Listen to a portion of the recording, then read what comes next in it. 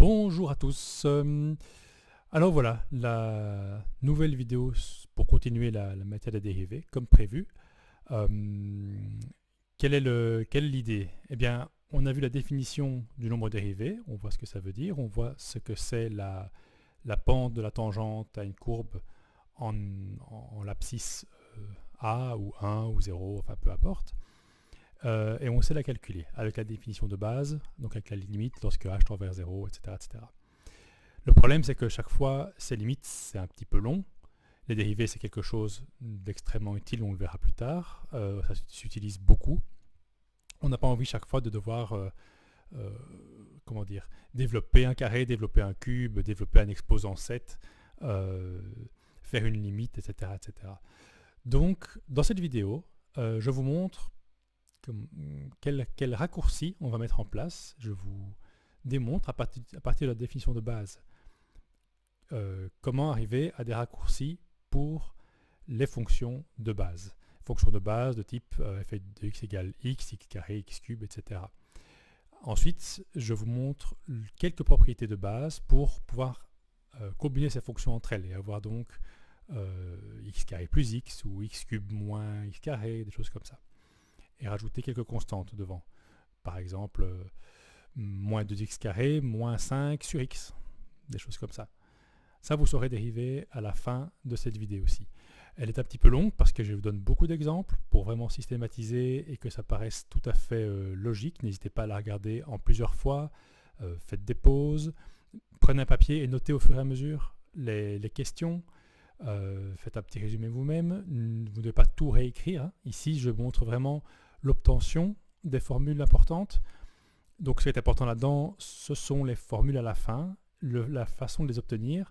Bien sûr, c'est important. Bien sûr, c'est très important de voir que c'est logique, que ça découle en fait de la définition de base avec la limite. Mais comme le but est justement de ne plus faire de limite chaque fois, il ne faut pas retenir nécessairement tous les développements de A jusqu'à Z. Il faut les avoir compris, il faut voir l'intérêt de ce développement. Mais ce qui est important ici, c'est la conclusion et c'est de savoir utiliser ce qu'on va mettre en place dans cette vidéo.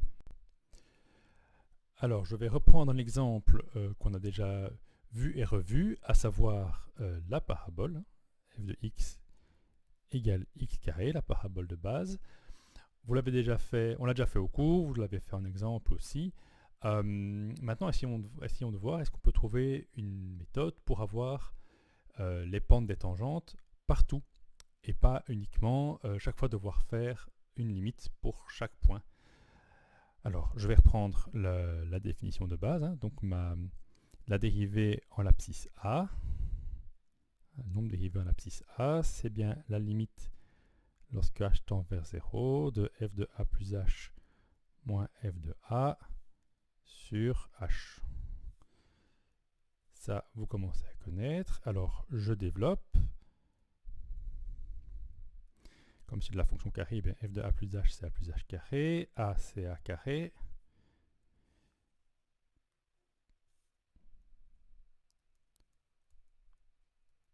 Je développe le carré, ça fait a carré plus 2ah plus h carré moins a carré sur h. Là, les a carrés se simplifient.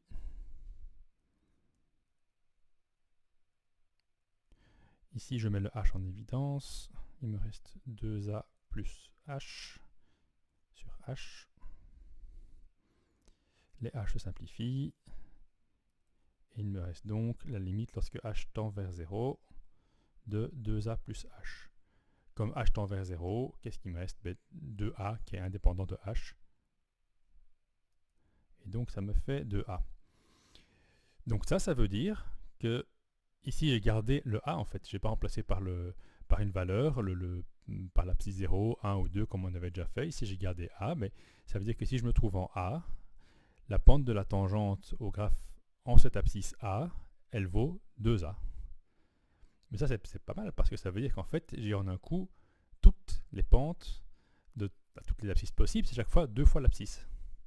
D'accord? Et ça, c'est ce qui s'appelle une fonction, puisqu'on donne l'abscisse et on a un résultat. Donc si je dis que je prends non pas en a, mais en x, eh bien ça va être 2x. Hein. A, c'est une lettre. Si je remplace A par x partout, je vais obtenir 2x. Donc voilà, f' de x égale 2x. Ça, c'est la fonction dérivée. C'est la fonction dérivée de x carré, ou de f de x égale x carré. Voilà. D'accord?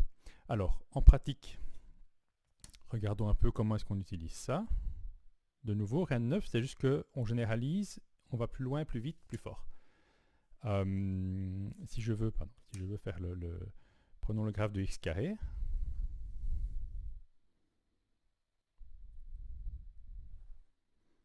Voilà.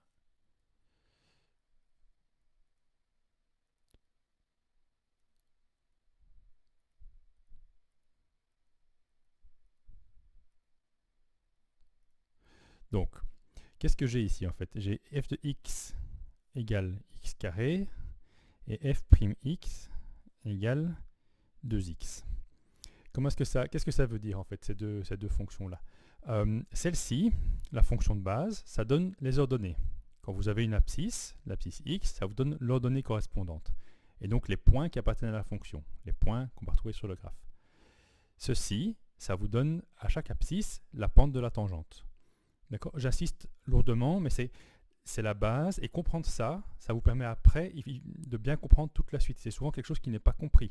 Beaucoup de gens ne font plus le lien en fait avec ce que ça veut dire, et donc après ils sont perdus, ça devient des fonctions, des chiffres qui vont dans tous les sens, et ça ne veut plus rien dire.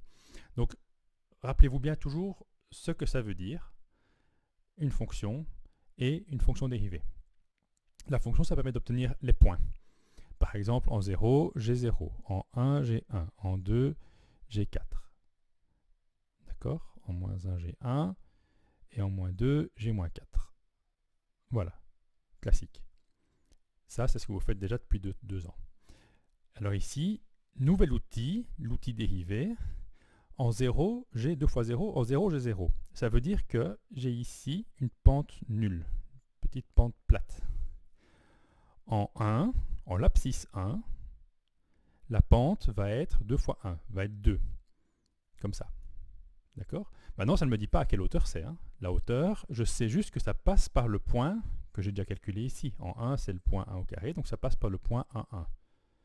Et je sais qu'en 1, 1, j'ai une pente de 2. Donc je peux la dessiner pour représenter ici. Alors ça ne sert à rien de faire une immense ligne, puisque ça ne vaut que localement. Rappelez-vous, hein, on fait tendre le h, la petite largeur ici vers 0, donc ça ne vaut vraiment que sur le point en fait. Ici, je fais déjà une barre un peu plus grande pour que ce soit un peu visible, mais c'est très très local en fait. En 2, donc je suis à une hauteur de 4, ça c'est la fonction qui me le dit, et la fonction dérivée me dit que j'ai une pente de 2 fois 2, j'ai une pente de 4. Donc je refais une droite de pente 4, un petit segment de droite de pente 4, tout petit, voilà, ici. Comment je fais? Je me mets sur le point, et puis je fais 1 carré vers la droite, 4 carrés vers le haut. D'accord? Ça c'est pour trouver savoir dessiner la pente facilement. Voilà. Même chose de l'autre côté. En moins 1, je suis à une hauteur de 1, je suis à une pente de moins 2. 2 fois moins 1. Donc je fais une pente de moins 2, j'avance de 1, je descends de 2. Là, et je fais un petit trait, ça me permet de dessiner. En moins 2, hauteur de 4, pente de moins 4. Pardon, moins 4. Voilà. Si j'avais eu un graphe plus grand, j'aurais pu aller jusqu'à 3, j'aurais été à une hauteur de 9, à une pente de 6. Okay, en moins 3, une hauteur de 9, une pente de moins 6. Et ça vous permet de dessiner une parabole qui est beaucoup plus précise qu'auparavant, parce que non seulement vous allez passer par les points, mais vous allez en plus avoir la courbure qui va être bonne. Okay, vous pouvez aussi trouver d'autres points. Hein. Vous pouvez prendre un demi par exemple. En demi, je suis à une hauteur 1 quart. Je vais être à une pente 2 fois 1 demi, 1. Alors 1, là il faut tricher un petit peu. Si j'avance de 1, je monte de 1, donc je me retrouve là, voilà. Voilà, d'accord? En moins 1 demi, je suis à 1 quart, à une pente de moins 1.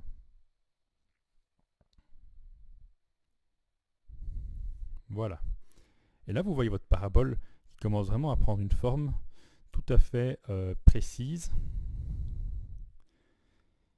Et vous verrez que c'est très utile, et pas que pour tracer des graphes. Ici, je prends l'exemple de base qui est de tracer le graphe, mais vous verrez que ça sert dans énormément d'autres applications. Mais déjà, si vous pouvez tracer des belles paraboles avec ça, ce serait pas mal.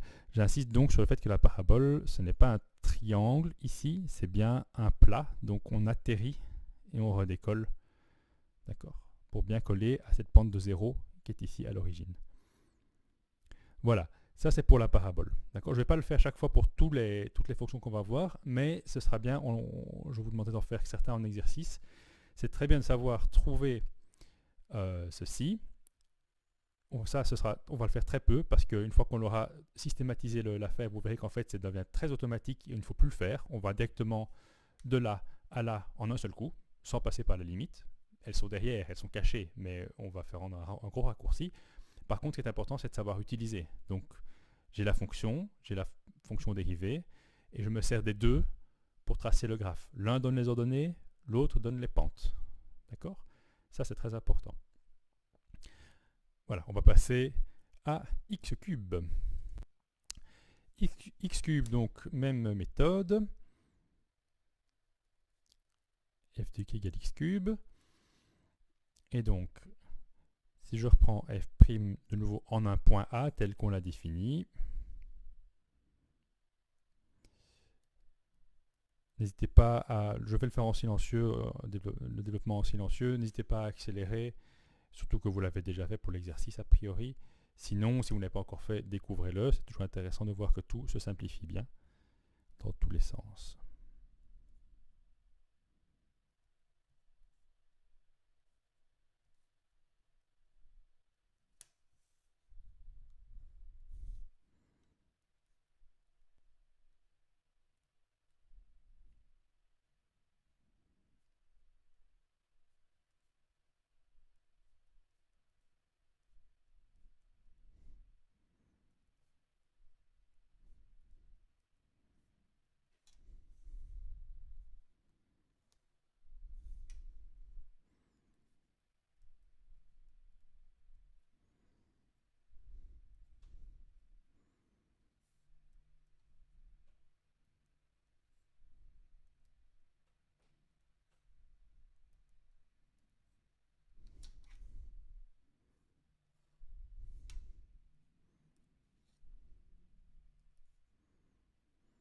Alors ici, il me reste donc 3 carré plus 3h plus h carré. Quand h tend vers 0, ça c'est indépendant de h, donc ça ne change pas.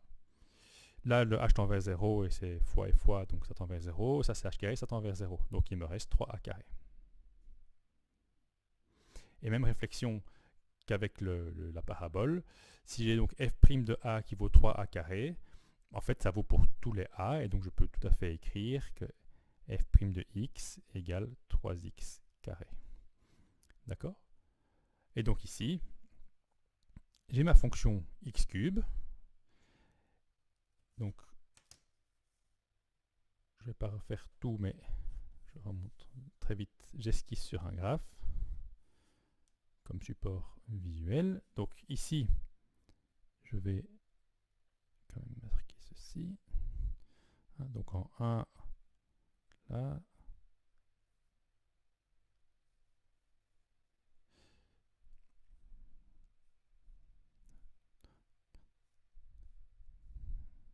Ici.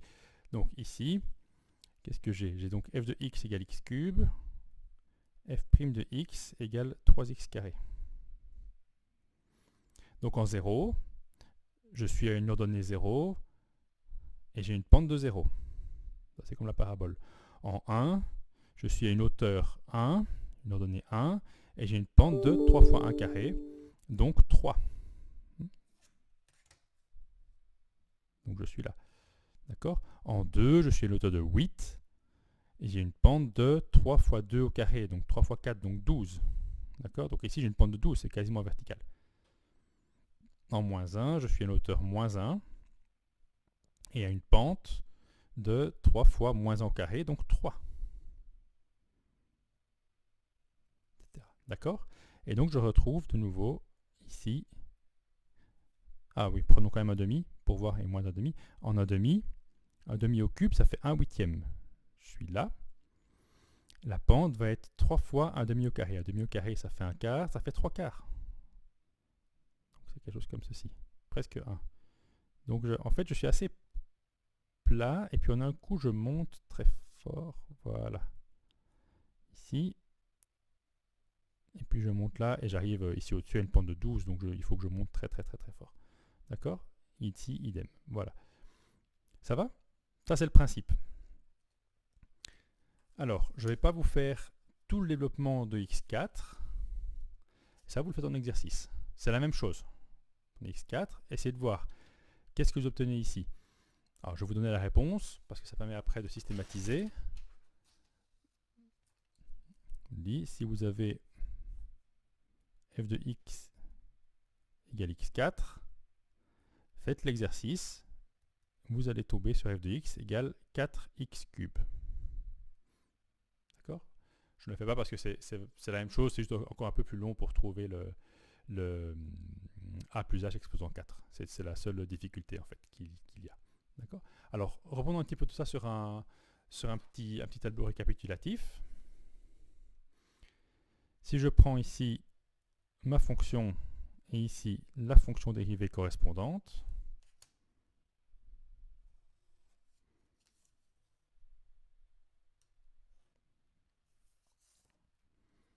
alors quand j'avais x carré, j'obtenais 2x.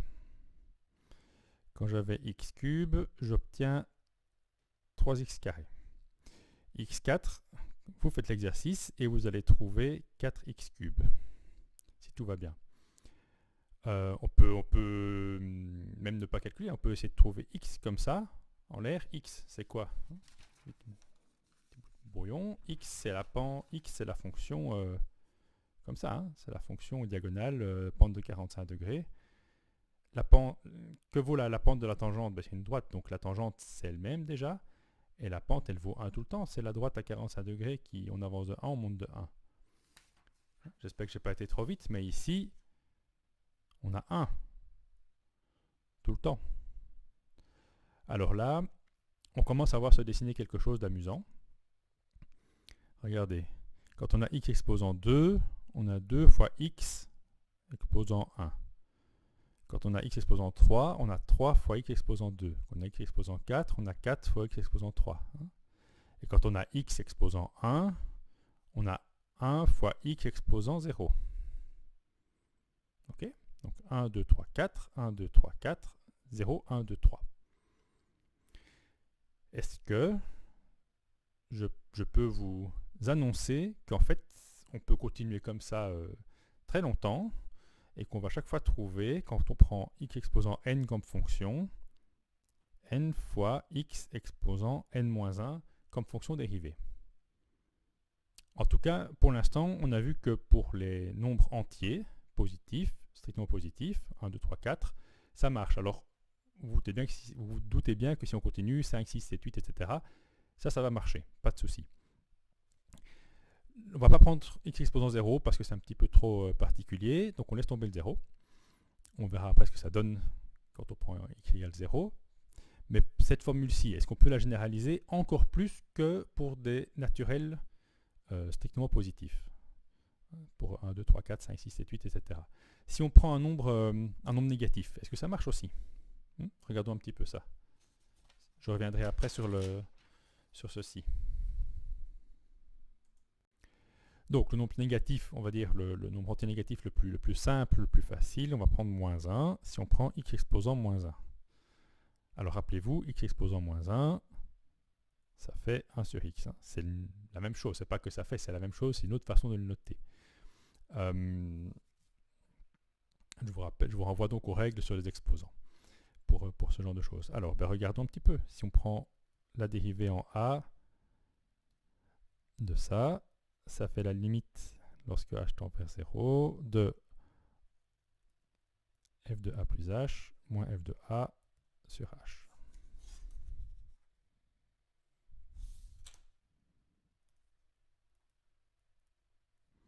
Donc f de a sur h, ça fait 1 sur a plus h. f de a, ça fait 1 sur a. Et le tout sur h.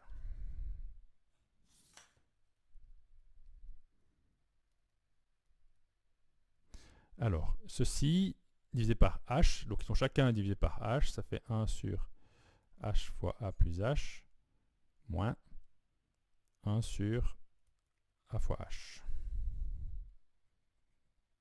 Ou h fois a, c'est commutatif.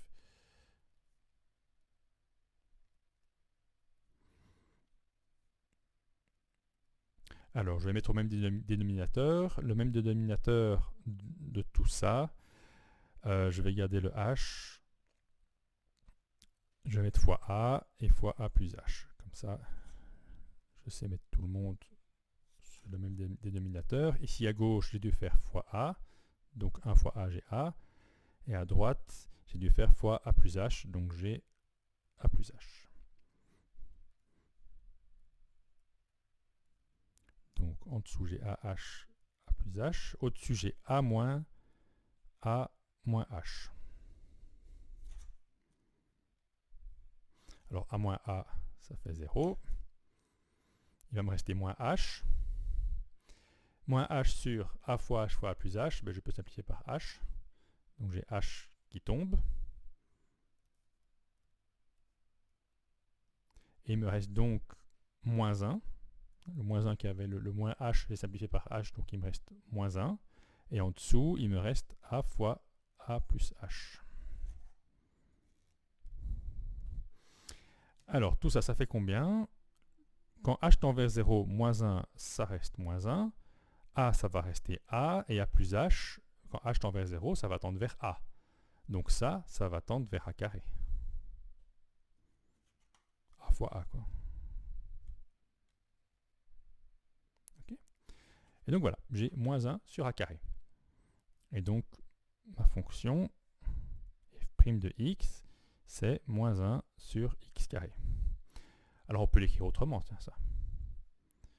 Comment faire passer le x au-dessus, et donc le 2 devient moins 2. Moins 1 fois x exposant moins 2. Alors ça, si je reprends mon petit tableau, si je prends x exposant moins 1, j'obtiens moins x exposant moins 2. Est-ce que ça colle toujours avec ma généralisation? Ben oui, j'ai mis le n devant, le moins 1 est passé devant, et j'ai fait n moins 1, ben moins 1 est devenu moins 2. Donc avec les nombres négatifs, donc les fractions, ça marche aussi très bien de prendre ceci. Génial. Généralisons encore plus. Est-ce que ça ne marche qu'avec les nombres entiers? Et si on prenait un nombre pas entier comme exposant? Par exemple, on va prendre un demi. X exposant un demi.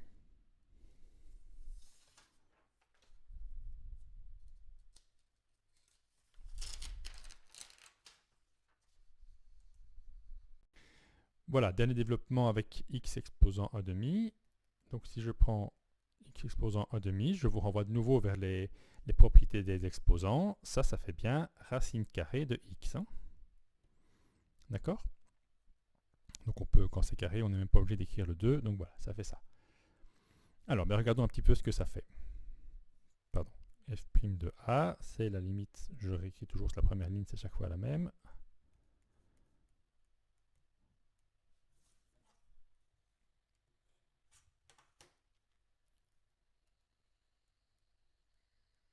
Alors, f de a plus h, eh bien c'est racine de a plus h.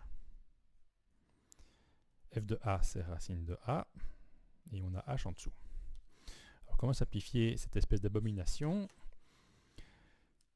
Réflexe, quand on a une racine moins une racine, ou une racine plus une racine qu'on veut simplifier, c'est souvent pratique de multiplier par le binôme conjugué. Donc je vais multiplier par 1, évidemment, sinon je change mon expression, mais je vais m'arranger pour avoir le binôme conjugué sur binôme conjugué, ce qui va faire 1. Donc dans ce cas-ci, le binôme conjugué, c'est a plus h racine plus racine de a. D'accord? Quand vous voulez prendre le binôme conjugué, vous prenez les mêmes racines et vous changez le signe. Évidemment, il faut diviser par la même chose pour garder le fois 1, pour avoir fois 1. Sinon, on change, sinon on fait de la magie. Ok, c'est pas le cas ici. Il manque la racine. Voilà. Alors, avec ceci, ça va simplifier, je rappelle, hein, a moins b fois a plus b, ça fait a carré moins b carré, et c'est bien le but de l'opération ici.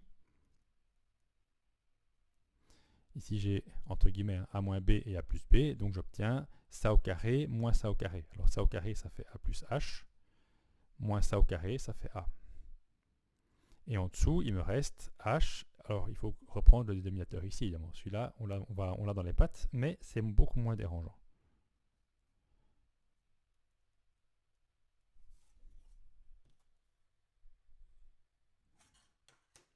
Alors, une fois n'est pas coutume, les a se simplifient.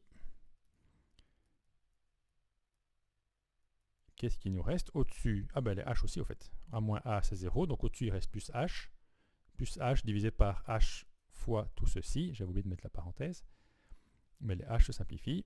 Merveilleux. Il reste sur racine de a plus h plus racine de a.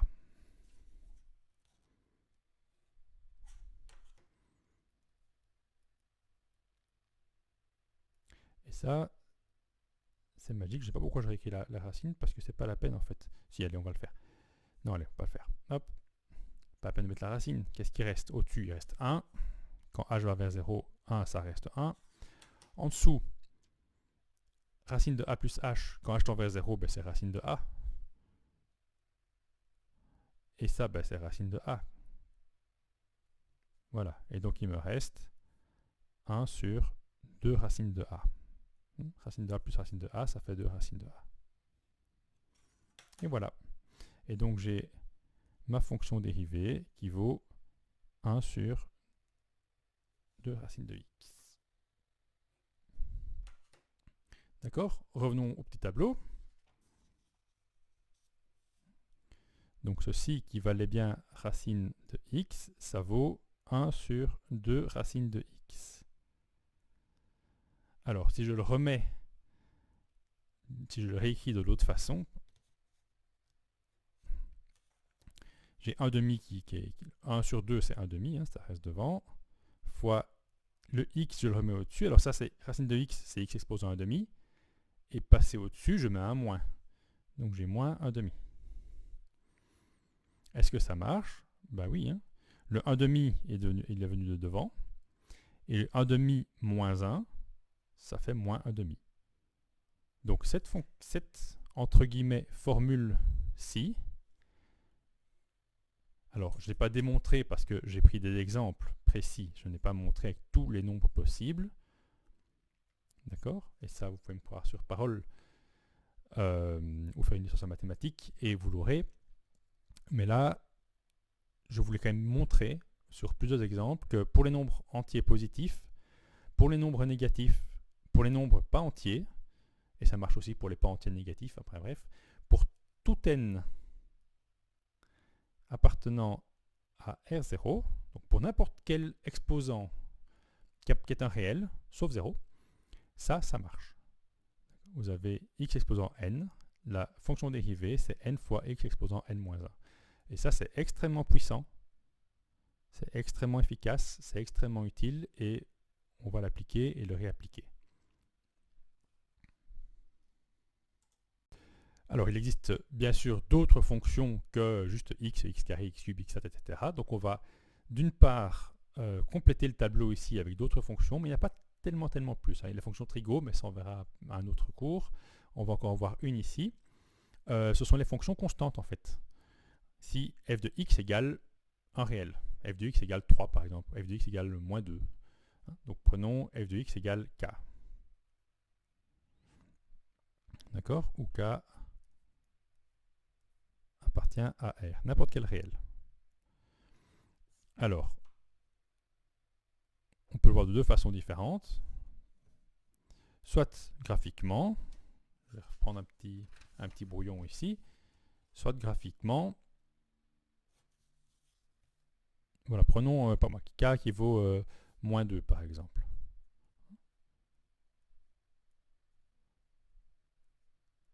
Alors si k vaut moins 2, ma fonction elle est là. Parce qu'en tout x, ça c'est f de x égale moins 2. En tout x, j'ai une hauteur de moins 2. Voilà. que vaut la pente de la tangente à cette fonction, ben, elle est toujours plate. Donc la tangente, ben, c'est elle-même. Et elle est toujours, la pente vaut toujours 0. Quand j'avance de 1, je descends ou je monte de 0. Donc ça vaut 0. Et si jamais c'était autre chose que moins 2, ben, ce serait toujours plat. Donc partout, ce serait 0. D'accord? Donc ici, en fait, graphiquement, je peux dire que la dérivée vaut 0. Dérivée d'une fonction constante, ça vaut 0. Au niveau définition plus formelle,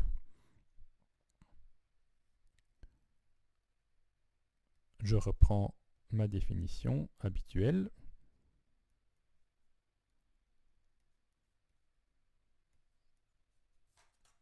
Vous allez voir que c'est cette fois-ci beaucoup plus simple, parce que ça me fait la limite lorsque h tend vers 0 de f de a plus h, mais f de a plus h. Hein, si on prend f, prenons même le cas général, f de x égale k, ben ça fait k.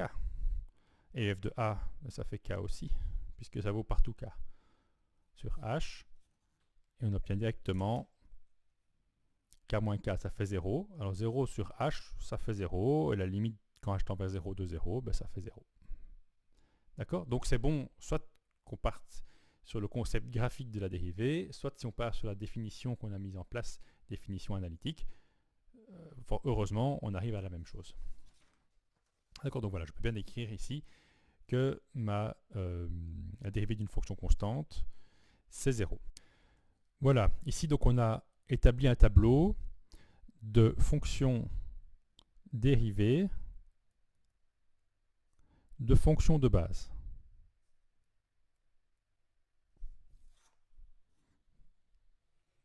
Alors, le tableau, pour l'instant, il n'y a que deux entrées. Hein. Il y a ceci, qui permet d'avoir tout cela, et celui-ci. Fonction constante, c'est 0. Et une fonction x exposant n, c'est n fois x exposant n-1. Ne vous inquiétez pas si ça paraît encore un peu théorique. On vous a montré comment on l'obtenait, comment on le montrait. On fera plein d'exercices après avec ça. Ça sera plus clair. Ça deviendra un automatisme.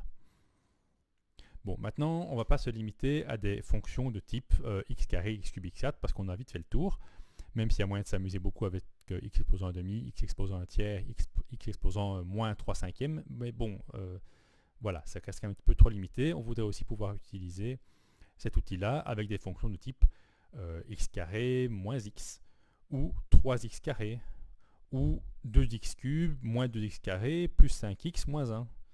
Et donc, pouvoir combiner tout ça ensemble, pouvoir mettre des coefficients devant et pouvoir les combiner ensemble. Donc on va voir à ce cours-ci deux propriétés.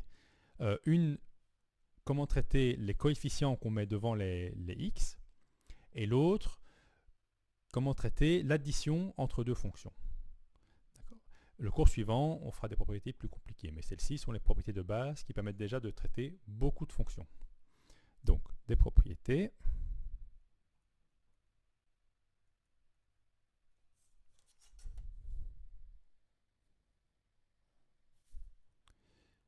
La première, les coefficients.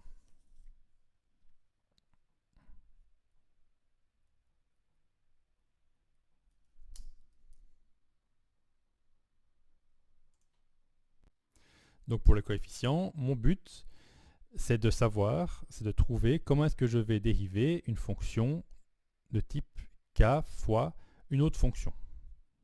Quand j'ai f de x qui vaut k fois g de x, comment est-ce que je trouve f' de x? Est-ce que je sais, est-ce que je peux avoir une propriété qui permet de simplifier l'obtention de ceci, ou bien est-ce que je dois développer, distribuer k dans g, et puis refaire la limite et tout, mais alors, de nouveau, on n'a pas de raccourci. Donc comment faire ceci?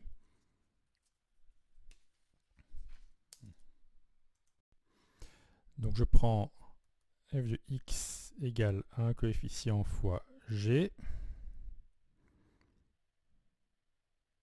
Voilà, et donc k appartient à R0. Eh bien, reprenons. Hein. Donc f',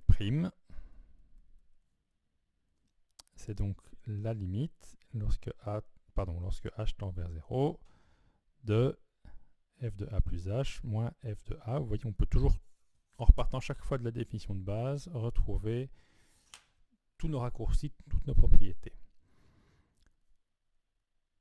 Alors je remplace par ce que je sais de f. Donc f de a plus h, c'est k fois g de a plus h, moins f de a. F de a, c'est k fois g de a,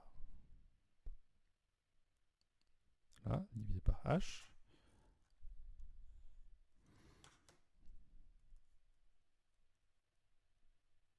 Alors là, j'ai un moins, donc je peux mettre le k en évidence. J'ai donc g de a plus h moins g de a sur h. Alors là, on a vu ça dans la limite, une propriété des limites. La limite d'un coefficient réel fois quelque chose, c'est le coefficient réel fois la limite du quelque chose. D'accord ? Le coefficient réel n'est pas, c'est quelque chose de fixe, ce n'est pas influencé par le fait que h tende vers 0. K, c'est un réel, si k vaut 3 par exemple, mais que quand k vaut 3, que h tend vers 0, ça ne change absolument rien, c'est toujours 3. Et donc la limite, en fait, elle vaut k fois la limite sans le k, quoi. On peut sortir le k de la limite, comme on dit. Donc qu'est-ce qui reste? G de a plus h moins g de a.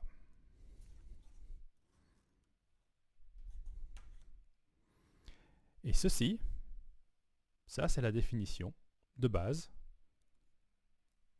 de G'. Du coup, pardon, c'est pour f de a, f' de a.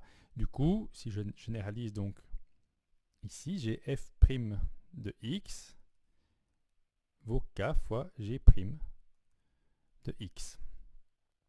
Je mets ça dans mon tableau général. C'est donc k fois g' de x. Alors ça c'est génial parce que c'est extrêmement simple. Si j'ai une fonction qui est un coefficient fois une autre fonction, la dérivée c'est le coefficient fois la dérivée de l'autre fonction. Donc je peux directement sortir le coefficient. Petit exemple. Si ma fonction de base c'est 3x carré, donc 3 c'est un réel, fois x carré, ma fonction dérivée, donc dérivée de 3x carré, je peux sortir le 3 et faire fois la dérivée de x carré. Ça, c'est pas juste parce que je bouge les parenthèses et que c'est un coup de magie, hein, c'est une propriété que j'ai montrée juste avant. Et ça, alors, le 3, il reste 3. La dérivée de x carré, on l'a ici. On l'a déjà fait ici comme exemple, mais donc je mets le 2 devant, je fais 2 moins 1, donc il me reste 2x. Et 3 fois 2x, ça fait 6x. Voilà, dérivée de 3x carré, 6x. Voilà, ça c'est une des deux propriétés que l'on voit dans ce cours-ci. Elle est absolument fondamentale et en plus elle est facile et très pratique. La dérivée d'un coefficient fois une fonction, c'est le coefficient fois la dérivée de la fonction. Deuxième propriété, addition de fonctions.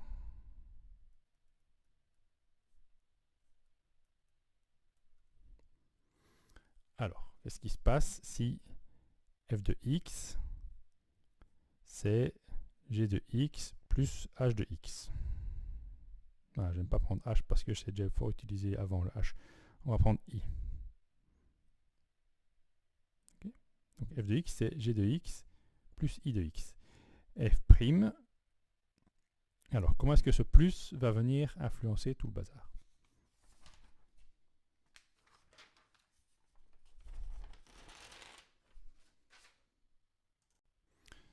Donc, la propriété pour f de x égale g de x plus i de x. Alors, la dérivée en a de f, ça va être quoi?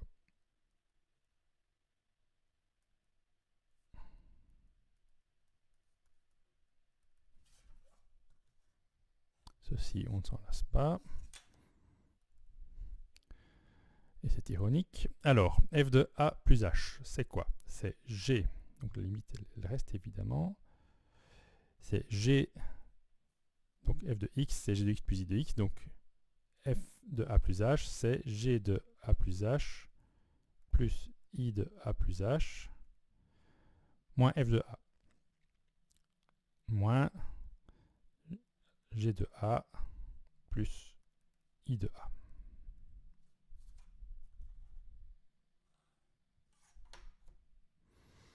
Alors, je vais enlever la parenthèse. Donc, j'ai toujours g de a plus h moins i de a plus h moins g de a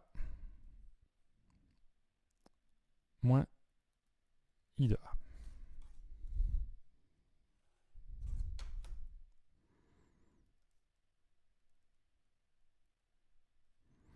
Alors, ici, oh là, pardon, le plus ici est devenu un moins, c'est plus, hein, voilà. Comme l'addition et la soustraction sont commutatifs, je peux changer tout ça de place gentiment. Et donc c'est g de a plus h, je prends moins g de a, et puis le i, moins i de a, tout ça c'est toujours équivalent.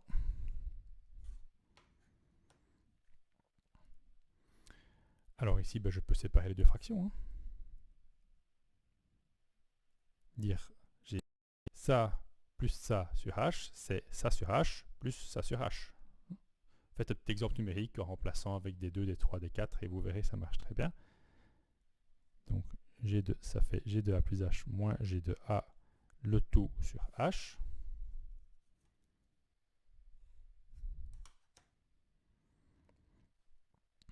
Plus, il me reste A plus H moins I de A sur H. Alors, la limite d'une somme, ça on en a déjà fait plein. Au cours sur la limite, rappelez-vous, il y a un mois et demi. La limite de quelque chose plus quelque chose, et bien on prenait la limite de ceci, et puis on faisait plus la limite de ceci. On les faisait séparément. Donc ça, on peut très bien dire que c'est la limite lorsque h tend vers 0 de ceci.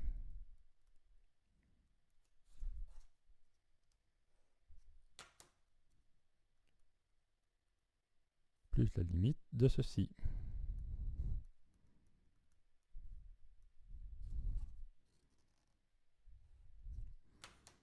Et vous voyez où je veux en venir. Ceci, c'est la définition de G' de A. Et ceci, c'est la définition de I' de A. Et donc, mon f' de x vaut G' de x plus I' de x.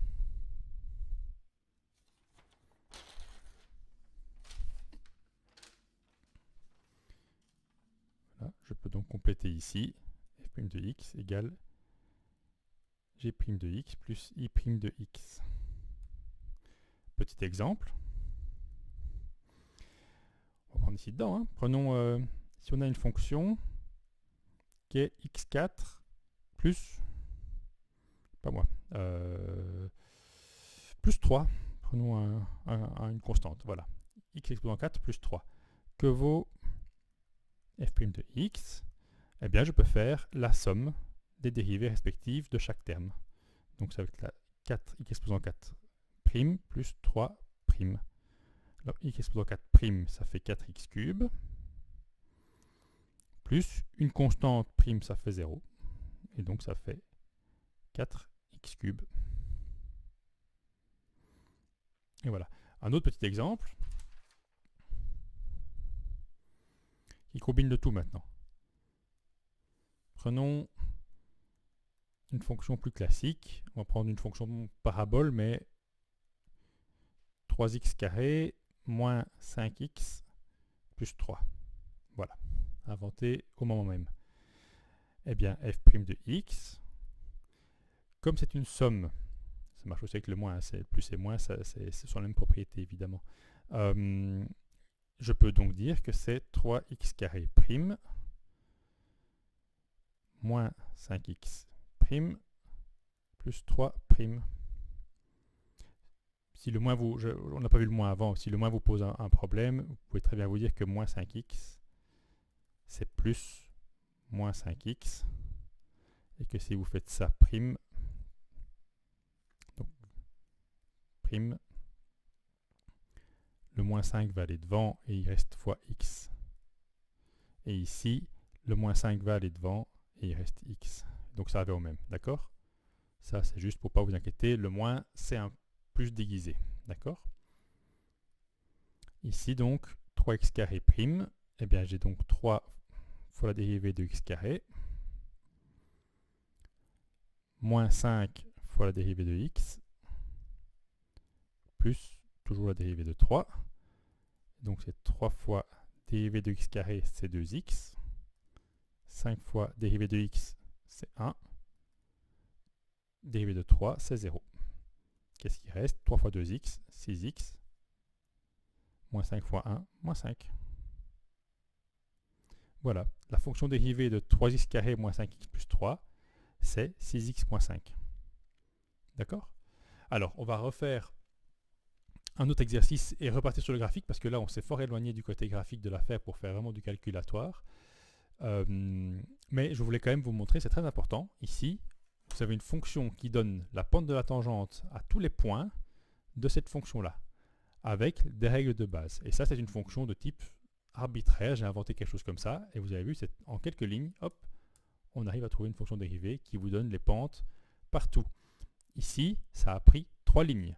Une fois qu'on a l'habitude, ça prend une ligne. Il n'y a pas de limite, il n'y a pas de développement de carré, vous pourrez avoir des cubes, d'exposants 4 et tout, ça prendra toujours une ligne. Ce sera toujours tout à fait simple. D'accord? Donc ça, c'est l'avantage. Ça, c'est un gros raccourci. Pour dériver ceci, j'ai mis en place des propriétés qui permettent d'arriver à la fonction dérivée de manière rapide et efficace. On va voir maintenant comment utiliser ça au niveau graphique. Juste un exemple. Voilà, juste avant l'exemple suivant, je voulais juste revenir sur le moins qui était peut-être un petit peu rapide. Je reprends mon développement. Si vous voulez vraiment couvrir le moins aussi, ben remplaçons ici le moins. On va avoir ici moins et ici moins et ici plus. Ici, on va avoir du coup moins ici, moins là, là, là, et on va se retrouver avec moins ici. D'accord? Donc, de manière générale, hein, en maths, le moins, c'est un plus déguisé. C'est plus l'opposé. Donc, les règles sont les mêmes, c'est commutatif. Donc voilà, ici que vous ayez plus ou moins, ça ne change rien, ça marche à tous les coups. Voilà, l'exercice plus complet maintenant. Donc, comme premier exemple un peu plus complet d'analyse de fonction, je vous propose d'analyser la fonction moins x carré plus 3x plus 4 que je viens d'essayer pour vous, d'implémenter pour vous. Alors, qu'est-ce qu'on a comme outil dans notre boîte à outils d'analyse de fonction? On vient d'ajouter les dérivés, mais il y en a déjà un paquet que vous connaissez. Donc faisons un peu la liste et puis on mettra tout ça ensemble sur un graphe. Alors, première chose, par exemple les racines. Donc on a le delta, c'est b carré moins 4ac, donc plus 16, c'est 25, et donc x1, x2 valent moins 3 plus ou moins 5 sur 2a, donc sur moins 2. Ce qui me fait dans un cas 2 sur moins 2, moins 1. Et dans l'autre cas, moins 8 sur moins 2, 4. Voilà, j'ai déjà les deux racines, moins 1 et 4. Alors avec ça, je peux déjà faire un tableau de signes, par exemple. Ça, c'est rien de neuf. 2, un tableau de signes.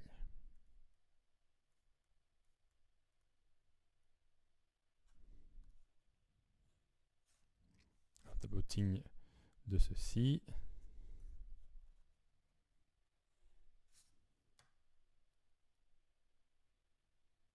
Donc on met les racines, moins 1 et 4, où la fonction vaut 0.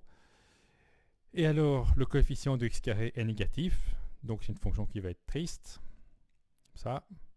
Et donc on va être dans les négatifs, dans les positifs et dans les négatifs. D'accord? Le signe de A à l'extérieur et l'inverse, l'opposé, pardon, entre les deux racines. Voilà. Alors, autre chose. L'ordonnée à l'origine, par exemple. Bon, ça, c'est F0. Ça fait moins 0, plus 4. Donc, ça vaut 4. Alors, qu'est-ce que je peux encore trouver? On va faire la dérivée.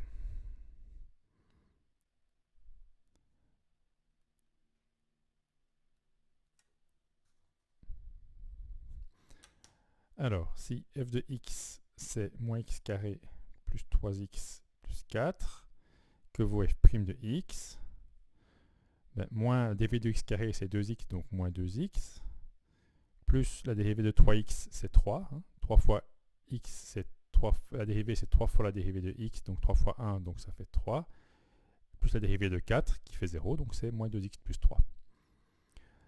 Alors, ça c'est très bien, ça nous donne donc toutes les pentes aux abscisses qu'on veut, mais quelles sont les abscisses intéressantes? Bon, on a déjà ici quelques-unes, qu'on va voir après. Une autre abscisse intéressante, c'est celle où la pente vaut 0, parce que c'est là où la parabole va faire un plat, donc le sommet. Alors, pour trouver ça, on va trouver donc la racine de la dérivée.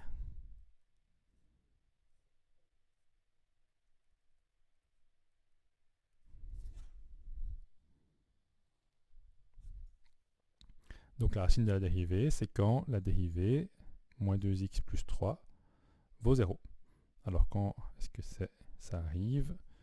Quand moins 2x vaut moins 3, et donc quand x vaut 3 demi. Voilà, on a la racine de la dérivée. Avec ça, on peut faire un tableau de signes aussi, de la dérivée. Et je vais faire un tableau de signes combiné. Ça, c'est nouveau. Tableau de signes complet. Donc désormais, quand on fera une analyse, on ne le fera pas là. On attendra d'avoir les racines et les racines de la dérivée, et on fera un tableau de signes de la fonction et de sa dérivée en même temps.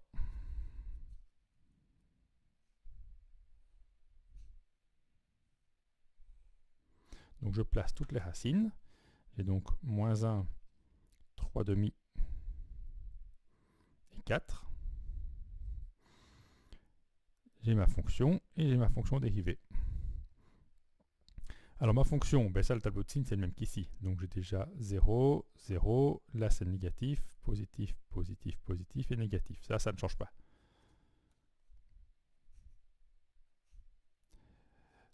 Ma dérivée, alors ma dérivée c'est une droite, moins 2x plus 3, la racine est en 3 demi, c'est 0 ici.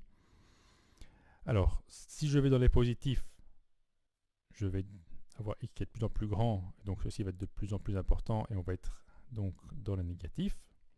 Vous pouvez prendre un exemple, en 4 par exemple, on a moins 2 fois 4, moins 8 plus 3, ça fait 5, moins 5, on est bien dans le négatif. Ou alors vous pouvez dire, voilà, à gauche, j'ai l'opposé du signe devant le x, à droite, j'ai le signe devant le x, etc. À vous d'avoir le truc que vous voulez. Et donc on a positif, 0, négatif. C'est bien une droite, ceci. Alors, qu'est-ce que je peux conclure de tout ça? Ma fonction ici, comme la dérivée est positive, c'est qu'elle monte. Elle monte, elle monte et elle passe par 0. Elle continue de monter. Ici, la dérivée est nulle, donc elle fait un plat. Elle est toujours elle est dans les positifs, donc elle fait un plat, comme ça. Et puis elle redescend. Elle croise l'axe des x, et elle continue à descendre.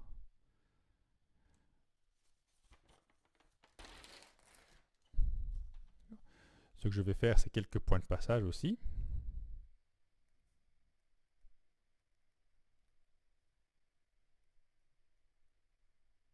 Qui sont ceux que j'ai déjà trouvés pour la plupart, mais juste pour avoir les ordonnées correspondantes. Et pour ça, je vais donc chaque fois prendre à chaque point de passage, donc chaque fois prendre pour chaque abscisse de passage, l'ordonnée, donc x, f de x, donc l'abscisse est l'ordonnée correspondante, et regarder, tiens, je vais voir quelle pente à cet endroit-là. Donc pour x, ben, je vais prendre déjà les racines, moins 1, 4, je vais prendre la racine de la dérivée, 3 demi. Voyons déjà un petit peu ce que ça fait. En moins 1, j'ai donc moins, ben, c'est une racine, donc ça vaut 0 et 4 aussi évidemment.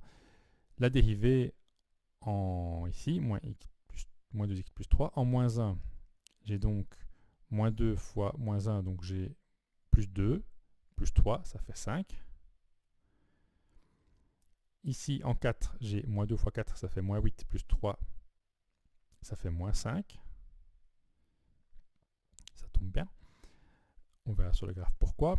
En 3 demi, alors en 3 demi, calculez de votre côté, moi je l'ai calculé ici. En 3 demi, j'obtiens 25 quarts. Hein, vous remplacez x ici par 3 demi, vous obtenez 25 quarts. Et en 3 demi, je l'ai calculé pour que ce soit la racine de la dérivée, donc la dérivée est nulle, forcément.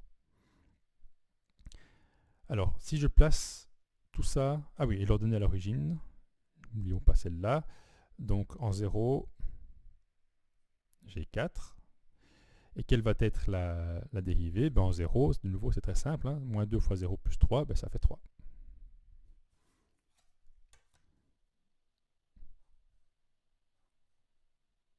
Voilà. Donc avec ceci, qu'est-ce que j'ai en fait? J'ai ici une allure générale. Et ici, des points de passage, mais assez détaillés, avec l'abscisse, l'ordonnée et la pente chaque fois. Ceci et ceci, c'est un petit peu les mêmes informations, sauf que j'ai là j'ai plutôt l'allure entre, hein, avec si je suis en positif, en négatif, en train de monter, en train de descendre. Ici, par contre, j'ai les ordonnées correspondantes chaque fois. Avec ça, je peux tracer le graphe. Je vais le mettre comme ceci.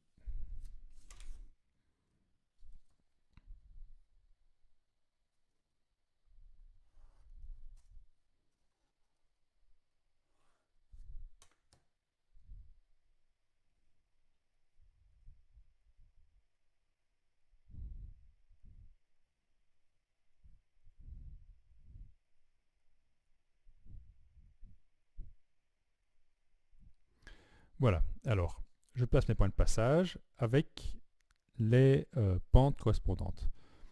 Donc en moins 1, j'ai 0 et une pente de 5.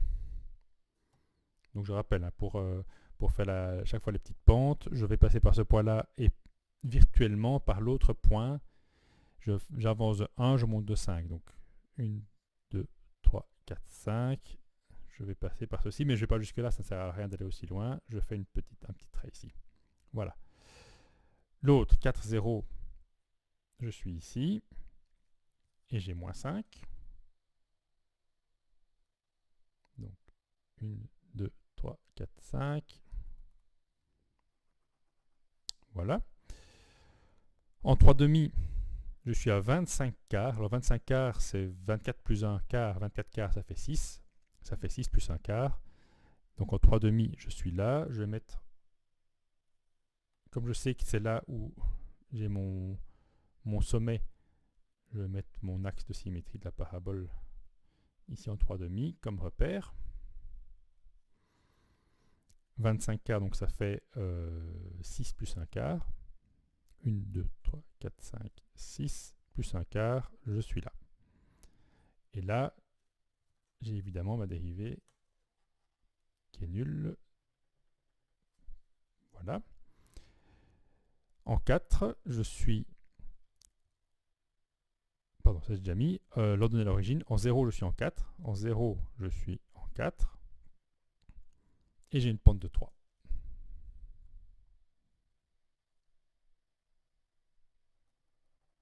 Voilà. Et là, comme je sais que je suis sur une parabole axée symétrique, je peux venir me mettre ici avec une pente de moins 3. Là, je triche un peu, vous pouvez très bien le calculer. Hein. Je suis en 3. En 3, je vais être... Je reprends ma fonction ici. En 3, je vais être à moins 9 plus 9 plus 4. Donc je vais être en 4. 1, 2, 3, 4, ça marche. Et en 3 au niveau de la dérivée, je vais être à moins 2 fois 3, donc moins 6 plus 3, donc en moins 3. Ok, on est bon, c'est bien symétrique. Et voilà, vous avez ici de quoi tracer une parabole extrêmement précise. Donc, bien à chaque fois longer la tangente et venir passer par le point, longer la tangente. Et voilà. N'hésitez pas à rajouter des points si vous voulez être encore plus précis. Maintenant, bon, il y a un moment, c'est pas la peine de faire tous les points possibles et imaginables. Et voilà.